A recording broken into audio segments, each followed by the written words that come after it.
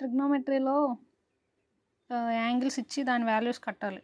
అంటే సైన్ ఏవైనా 0 to 90 అయితే అందరూ టేబుల్ బట్టి చెప్పేస్తారు. 90 దాటి వస్తే యాంగిల్స్ ఎలా ఫైండ్ అవుట్ చేయాలన్న దానికి చూద్దాం ట్రిగ్నోమెట్రీలో. ఇప్పుడు sin 300 అన్నాడు. sin 300 30, sin 300 cos 120, tan 420, secant 300 ఇక్కడ తీయటా 300 సారీ.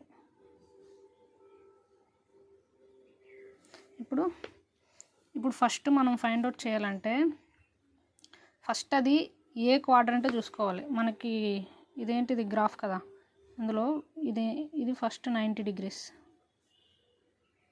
ఇది 90 నుంచి 180, ఇది 270. ఇక్కడ 90 వరకు ఎక్కడ ఉంటుంది, ఆ యాంగిల్ 90 నుంచి 180 మధ్యలో ఉంటే సెకండ్ క్వాడ్రంట్లో ఉంటుంది.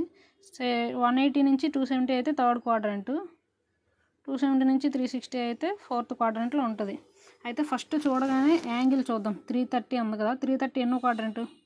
180 కంటే పెద్దది, 270 కంటే పెద్దది, 270 కంటే తర్వాత కాబట్టి ఫోర్త్ క్వాడ్రంట్.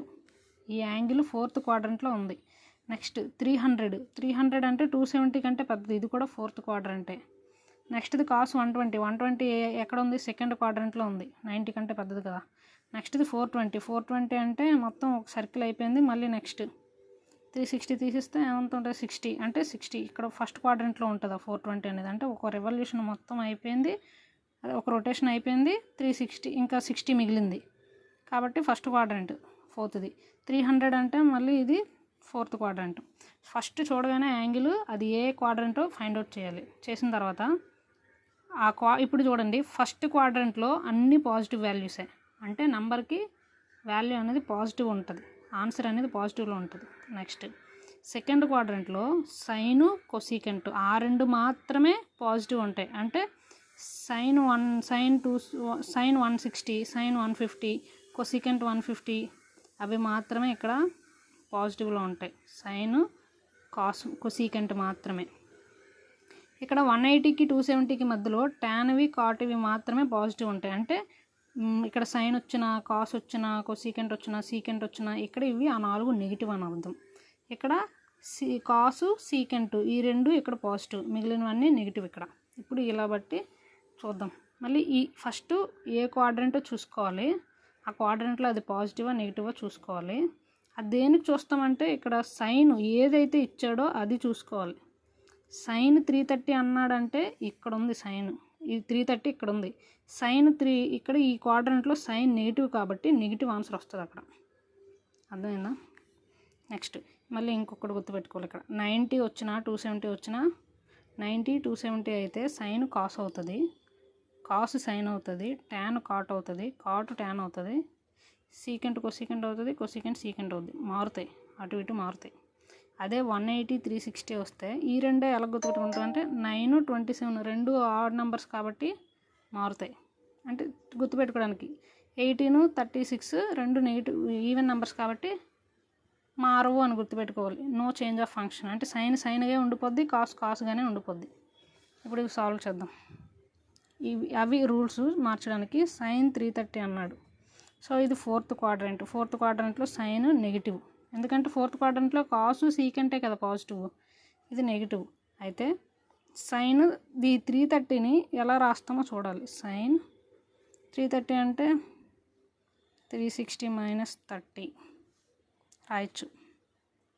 సో 360 మైనస్లో రాసాం కదా, 360 వస్తే చేంజ్ అవుతుందా? అవ్వదు, అంటే సైన్ అయిపోద్ది. మైనస్ సైన్ ఇక్కడ ఎంత ఉంటే అంత వేసేయడమే, sin 30 అంటే -1/2. దీన్నే మళ్ళీ సైన్ మైనస్ సైన్ 270 + 60 అని రాయొచ్చు. అర్థమైందా? అంటే -270 ఉన్నప్పుడు ఏమవుతుంది? మారుతుంది, చేంజ్ అవుతుంది. 270 ఉంటే సైన్ ఏమవుతుంది? కాస్ అవుతుంది, అంటే కాసు 60 ఉంది కదా ఇక్కడ అన్న. కాస్ 60 అంటే ఇటు 1/2.